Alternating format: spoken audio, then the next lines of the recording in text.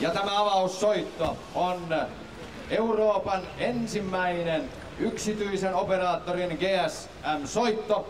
Ja se menee suoraan Tampereen apulaiskaupunginjohtajalle Kaarina Suoniolle. Ja tämä puhelu välittyy myös näiden kovaäänisten kautta meille kaikille.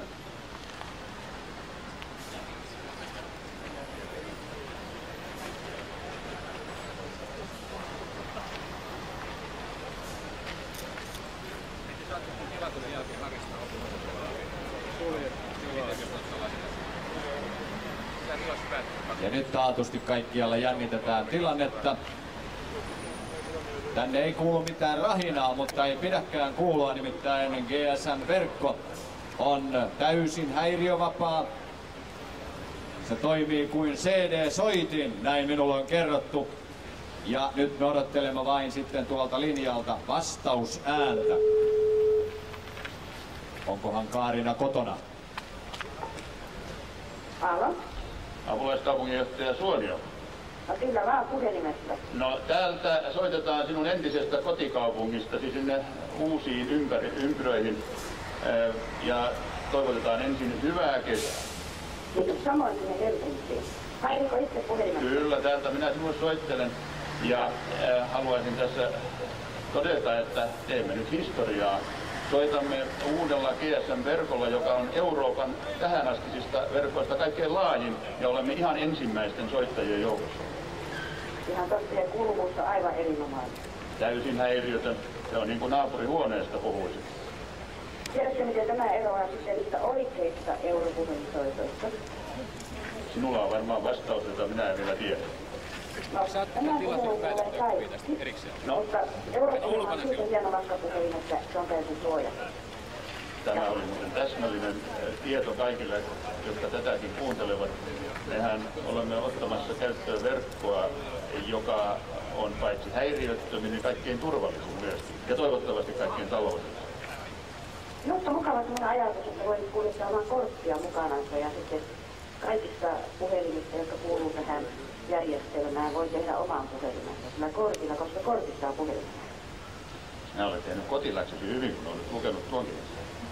Eikö se ole kiva, kun säkin olet ulkomailla ja sulla on vain kortti mukana ja sitten missä tahansa voi soittaa? Voi, totta kai. Mehän tällä tavalla integroidumme juuri siihen Eurooppaan, jota me pidämme tällaisena meille sopivana ja tunnemme olevamme kotonamme joka paikassa. Milloin sanon, että laajenee Euroopan ulkopuolelle?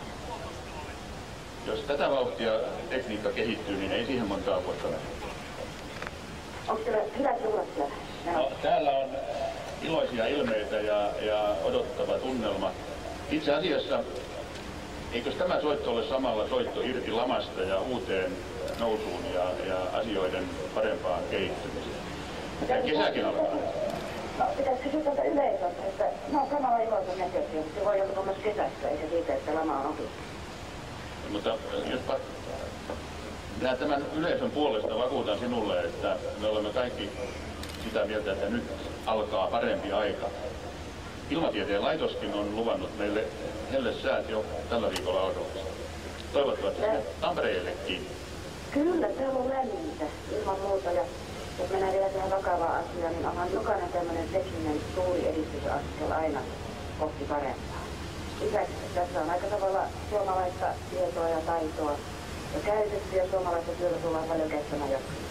Eikö se ole hienoa, että me suomalaiset olemme jälleen tässä eturinteessä? On. Sitä laita huomioon. No niin. Kaikille teille siellä paikalla oleville meiltä täältä Helsingistä terveisiä ja näin olemme saaneet tämän järjestelmän käyttöön. No niin, sitten eurooppalaisestaan. Merci beaucoup, monsieur. Au revoir.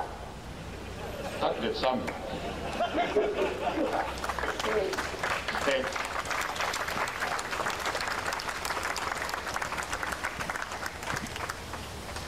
Kiitoksia ja näin meillä oli mahdollisuus kokea ihan noin omin silmin ja korvin tämän verkon avaus.